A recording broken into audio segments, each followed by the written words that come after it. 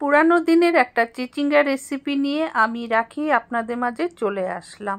একদম সাধারণভাবে এই চিচিঙ্গা রেসিপিটি আমি আপনাদের দেখাবো, কিন্তু খেতে দারুণ হয়। ভাতের সাথে ডাল আর এই চিচিঙ্গা রেসিপি থাকলে কথাই নেই। আর রুটি পরোটা দিয়েও খেতে কিন্তু খুব ভালো লাগে। এর আগেও আমি অনেক চিচিঙ্গা রেসিপি শেয়ার করেছিলাম, আশা করি আপনারা নিশ্চয়ই দেখেছেন। যদি না দেখে থাকেন দেখে নেবেন। আর এবার একটা রেসিপি যেটা শেয়ার করছি, আশা করি আপনারা স্কিপ ছাড়া দেখুন, ভালো লাগবে। একটা লাইক দিয়ে কিন্তু ভিডিওটা দেখা শুরু করুন। ভিডিওটি দেখে আপনাদের কিন্তু মতামত জানাবেন আমার কমেন্ট বক্সে। আপনাদের মিষ্টি মিষ্টি কমেন্ট পড়তে খুব ভালো লাগে।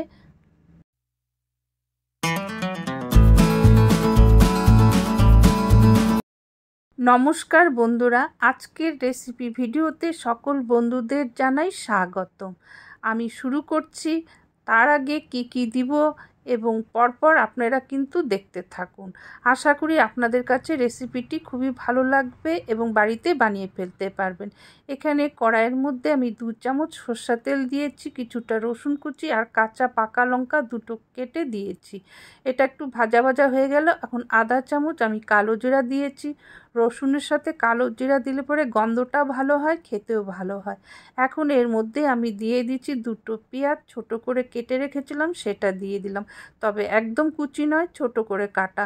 এটা একটু সামান্য ভেজে নিচ্ছি। এখন আগে থেকে আমার চিচিঙ্গা কেটে ধুয়ে রাখা ছিল, সেটা দিয়ে দিলাম। এরকমভাবে কাটলে দেখতেও ভালো লাগে এবং খেতেও ভালো হয় এবং খুব সহজে নরম হয়ে যায় আর বানানো ঝটপট হয়ে যায়। তরকারি কাটাটা নিজেদের উপর নির্ভর করে, ছোট বড় সেরকমভাবে আপনারা কেটে নেবেন। এখন 1 চামচ লবণ দিলাম স্বাদ অনুযায়ী, আর খুব ভালো করে কিন্তু ভেজে নিব। তার আগে দিয়ে দিলাম আধা চামচ হলুদ, আধা চামচ লঙ্কা গুঁড়ো। ঝালটা নিজেদের উপর করবেন, তবে চিচিঙ্গা বেশি ঝাল হলে খেতে ভালো লাগে না। খুব ভালো করে এটাকে আমি ভেজে নিচ্ছি, আর ভাজাতেই কিন্তু এটা রান্না হয়ে যাবে। এর মধ্যে কিন্তু আমি 1 ফোঁটাও জল দিব না। আর অনেকটা ভাজা হয়ে যাওয়ার পরে আমি দিয়ে দিলাম কিছুটা আদা কুচি আর একটা টমেটো ছোট করে কেটে।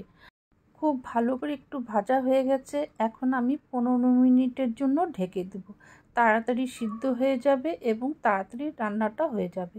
15 মিনিট পর আমি ঢাকনাটা উঠিয়ে দেখলাম জল শুকিয়ে গেছে। এখন গ্যাসের আঁচটা একদম কমিয়ে দিলাম।